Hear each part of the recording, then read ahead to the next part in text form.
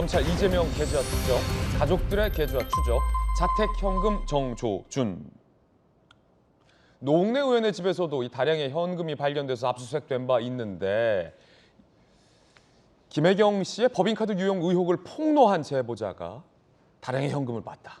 그런데 그 시기가 김용 부원장이 대장동 일당 유동규 씨로부터 돈 받은 시기와 일치한다, 겹친다라는 겁니다. 그 돈은 무슨 돈, 어떤 돈일까요? 검찰이 계좌 추적을 통해서 그 성격을 밝히고자 합니다. 이재명 대표와 가족의 계좌를 추적. 지난해 6월 이재명 계좌 3억 원 이상 입금 사실이 확인됐다. 지난해 4월에서 8월 대장동 일당은 김용 부원장에게 불법 대선 자금 수수 의심 시기와 겹친다. 돈 건넸던 돈 준 시기랑 이재명 대표의 계좌에 3억 원 이상 입금한 시기가 겹친다. 물론 시기가 겹친다고 해서 단정할 수는 없다라는 말씀 거듭 드립니다. 이재명 대표와 가족 계좌 영장을 발부받아 수년치 자금 흐름을 검찰이 파악하고 있습니다.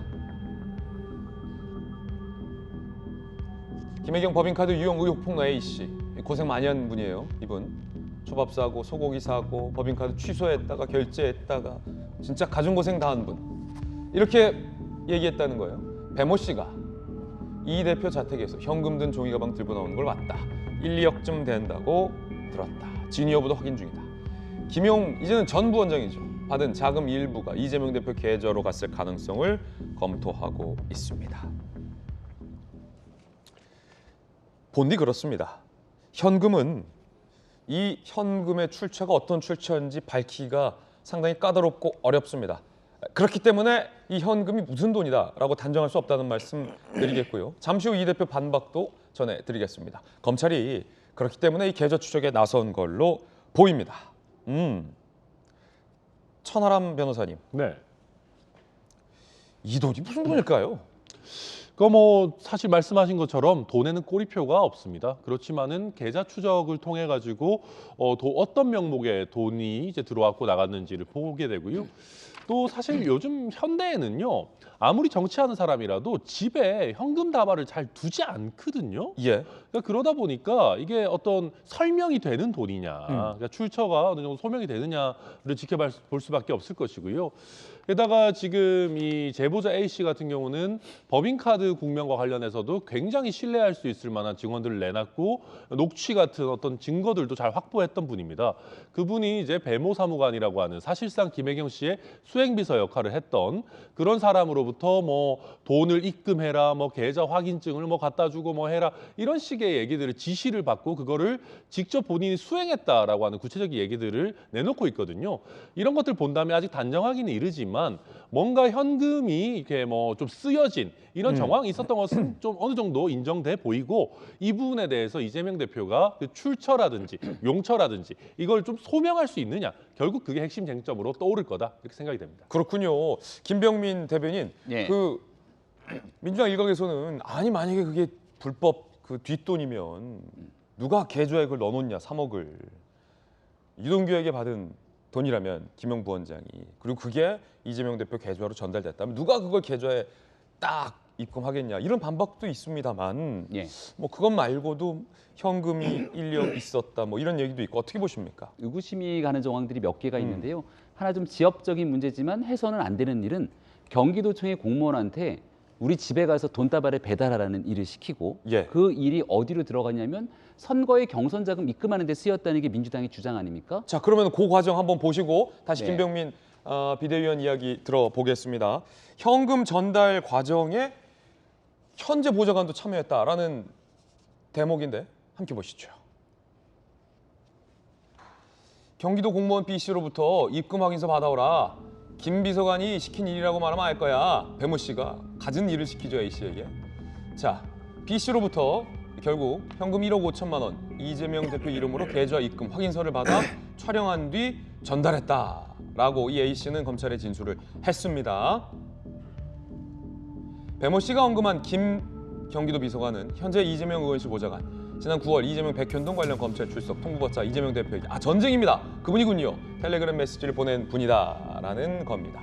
김병민 비대위원께서 말씀하신 대목이 이 대목입니까? 네, 일단은 김모 비서관에 대한 얘기는 이제 오늘자 보도를 통해서 새롭게 나오게 됐던 얘기고 관여가 됐다라는 얘기가 나오는 건데 우리가 잘 알고 있는 것처럼 5급 사무관 배모 씨가 들어가서 돈다발을 가져 나오는 것을 제보자가 봤다 이렇게 얘기를 한 겁니다. 그렇군요. 거기에 대해서 오갔던 내용들에 대한 제보들까지 있는 상태이기 때문에 경기도청 공무원이 경기도지사의 집에 가서 예. 현금 다발을 갖고 나오고 입금하고 하는 일들은 해서는 안 되는 일이잖아요. 근데 어제 민주당 나온 해명을 보니까 그 돈 경선 때 쓰이는 그 기타금을 입금한 거기 때문에 아무 문제되지 않는다 얘기를 하는데 대통령 선거 한복판에서 정치에 쓰이게 되는 돈의 운반 이런 책임들을 경기도청 공무원에게 시켰다면 지역적으로 문제 아닙니까? 어허. 일단 가장 지역적인 얘기를 좀 하는 것이고요.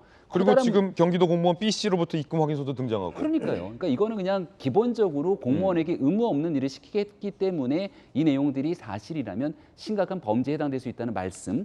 그리고 더 나아가서 제일 중요한 건 그 현금이 이재명 대표가 직접 보관하고 있었던 돈일까에 대한 의구심들이 있는 거 아닙니까? 네.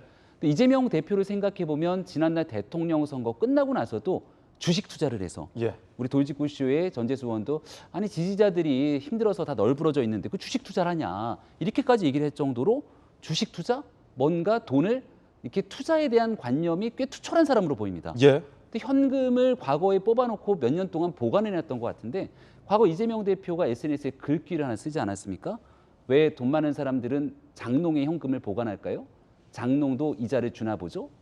이게 이재명 대표가 해왔던 인식인데 예. 잘 이해가 되지 않지 않습니까?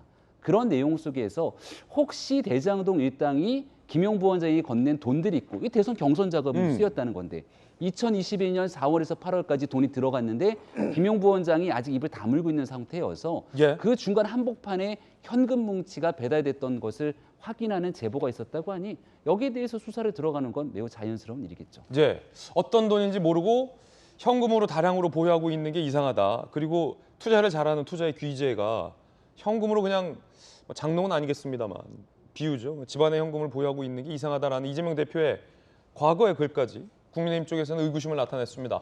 그렇기 때문에 계좌 추적은 당연하다. 민주당은 강하게 반박하고 있습니다.